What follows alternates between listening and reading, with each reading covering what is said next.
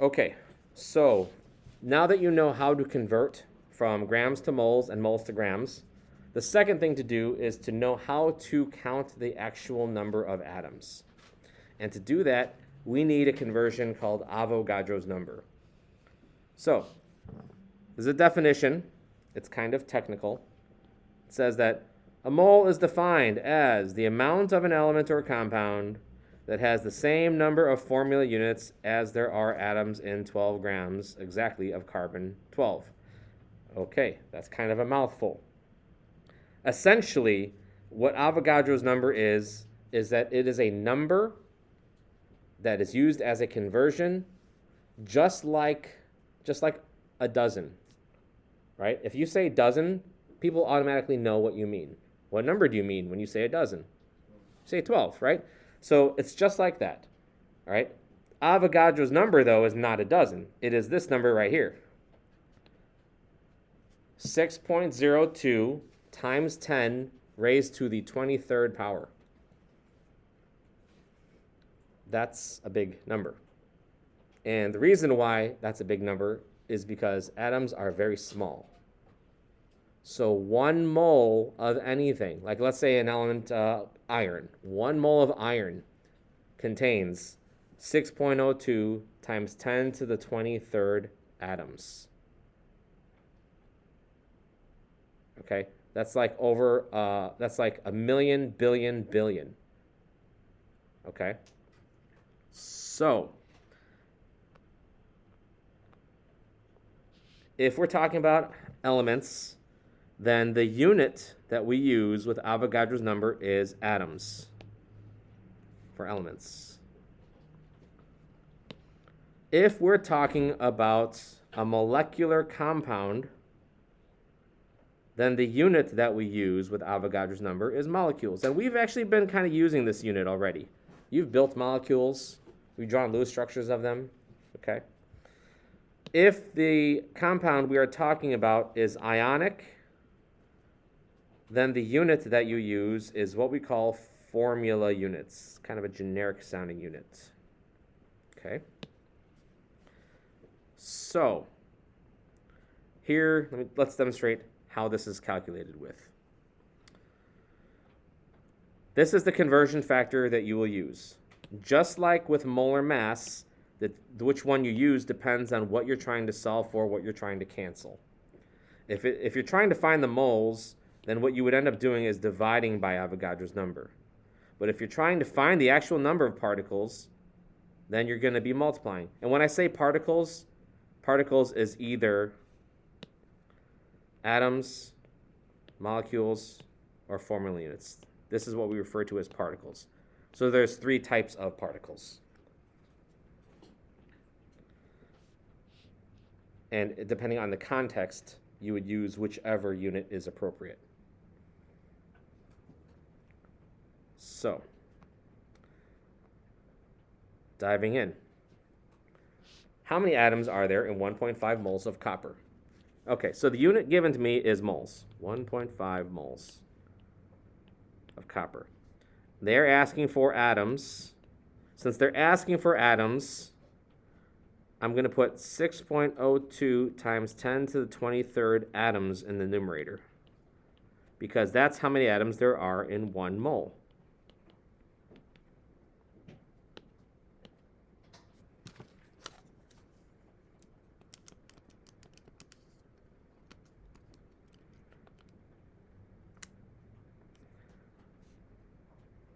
.03 times 10 to the 23rd atoms.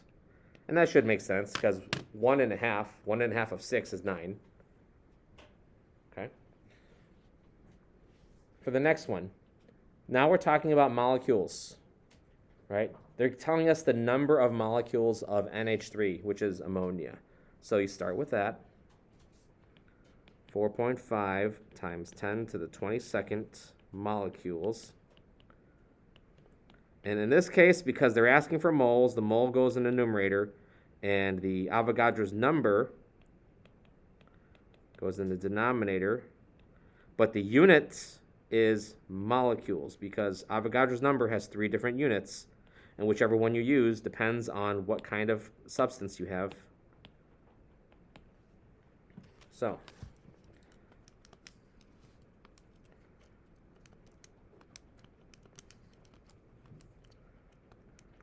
Avogadro's number is a good one to store in your calculator. You can put it like under A for Avogadro. All right.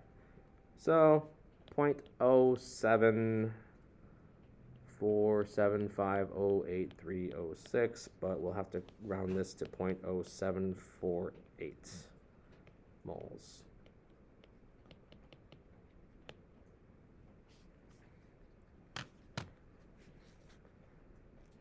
Okay, so we had an example where we needed to multiply to find the number of particles. We had an example where we were given the number of particles and had to find the moles. Try C on your own. See what you come up with.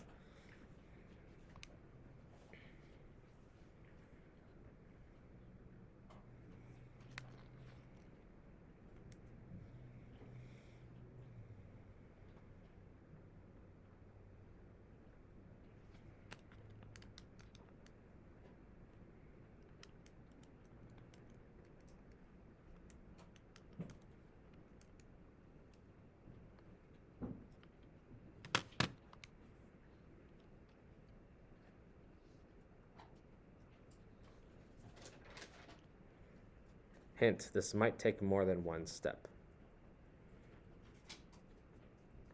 Pay attention to the units that I gave you and what you're being asked for.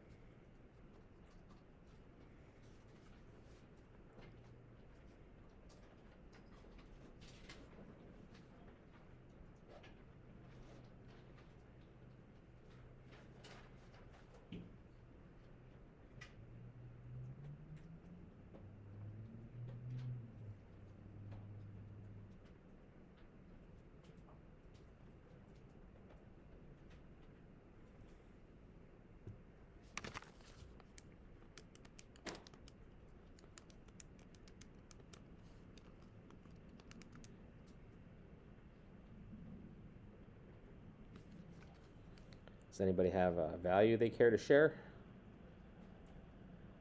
I know Nick probably has it. Somebody else have it? Mattia? 2.06 times 10 to the 23rd. Nice job. Yes, let's go over that. So, if you're given grams, the only thing that you can convert to is what? Moles. You have to convert to moles first. So that's our first step. So a mole of NaCl, you look it up, it weighs 58.45 because you add the chlorine and the sodium together. All right, so that cancels the grams.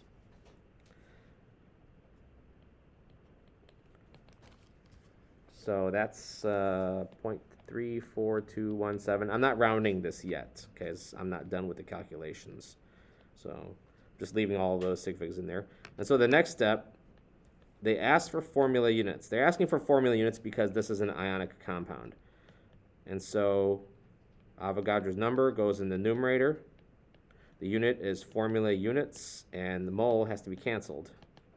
So now we multiply, and that's how we get 2.06 times 10 to the 23rd formula units of sodium chloride. So this was a two-step conversion. Two-step conversions will happen, and they will happen because you cannot convert directly from grams to particles. You have to do the in-between step, go to moles first, and then go to particles. What if I gave you particles and asked for grams? What would you do? Edgar, what'd you do? Convert particles to moles and then from moles to grams. Right, exactly. The reverse, right. So the mole is the central unit. If I were to draw a little map, let me find some space in here.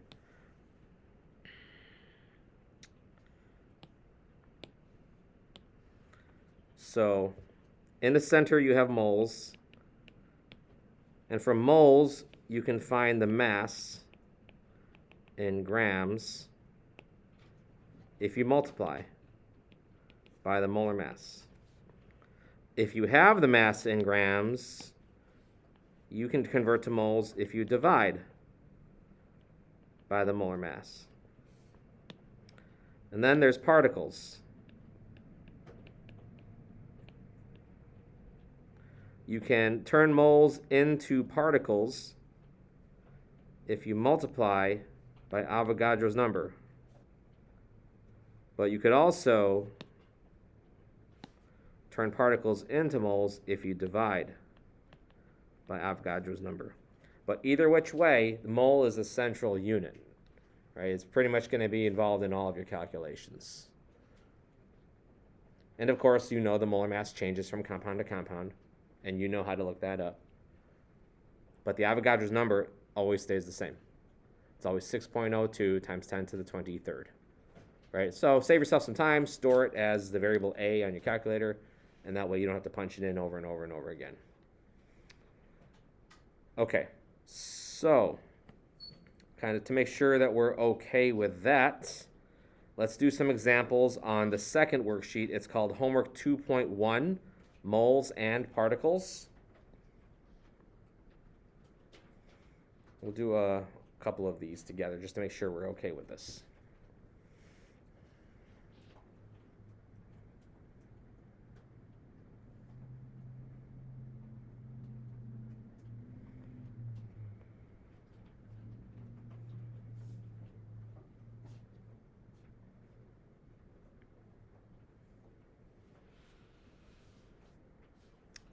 Here, we'll do number 7 together. Okay, acetone. Acetone is what you know as nail polish remover. The formula is here, right? If we rewrite the formula in a more of a condensed form, it would be C3H6O. So, first they're asking for the molar mass. All right, no problem. I can look up carbon. Carbon is 12.01 times 3. There's 6 hydrogens, so 6 times 1.01. And then 1 oxygen, so plus 16. So our molar mass in grams is going to be 58.09 grams per mole. How many moles of carbon are present in 1 mole of acetone? Okay, to answer that question, look at the formula. If I have 1 mole of C3H6O, all you have to do is look at the formula. If you have 1 mole of that, how many moles of carbon are there? Don't overthink it. Just look at the formula. 3, yeah, 3.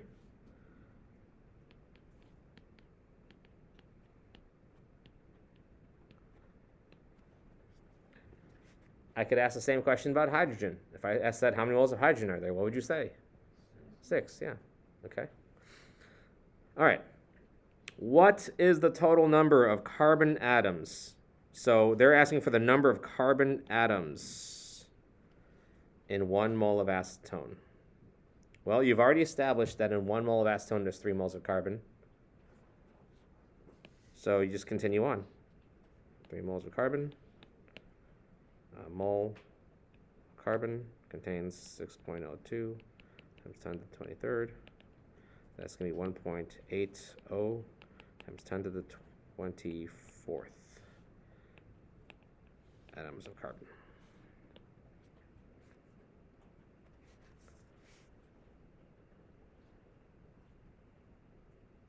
Okay. Maybe let's do one more.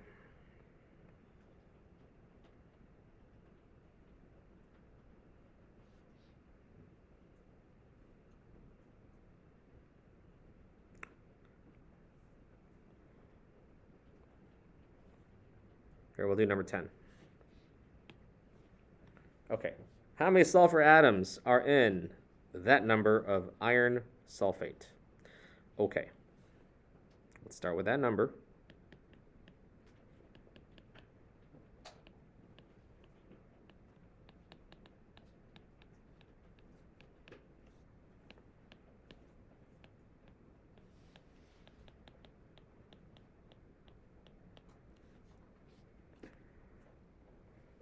In that formula, how many sulfurs are there? 3. So this first cancellation, the unit we started with was moles of iron sulfate. So we must cancel moles of iron sulfate. Now we are in the units of moles of sulfur. But the question was not asking for moles of sulfur. It was asking for atoms. So we carry on one more step.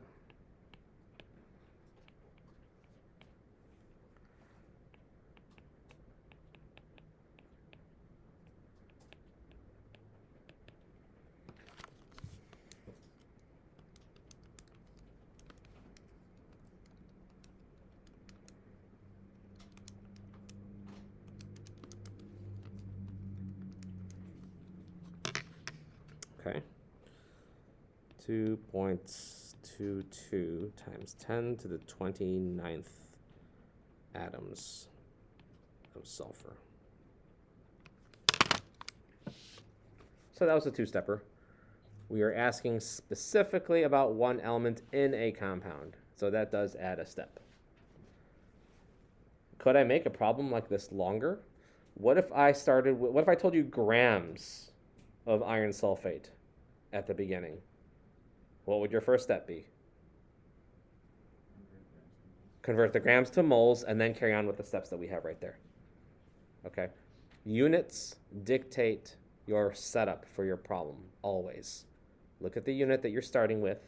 Know that that has to be converted into something else, and eventually, if you do enough conversions, you will get to the answer that they're asking for. Okay? All right. So, for homework, I'm going to give you guys a hodgepodge of a couple of different problems. So you have already downloaded homeworks 2 and 2.1. So give me a second. I'll write them on the board, which ones I want you to do.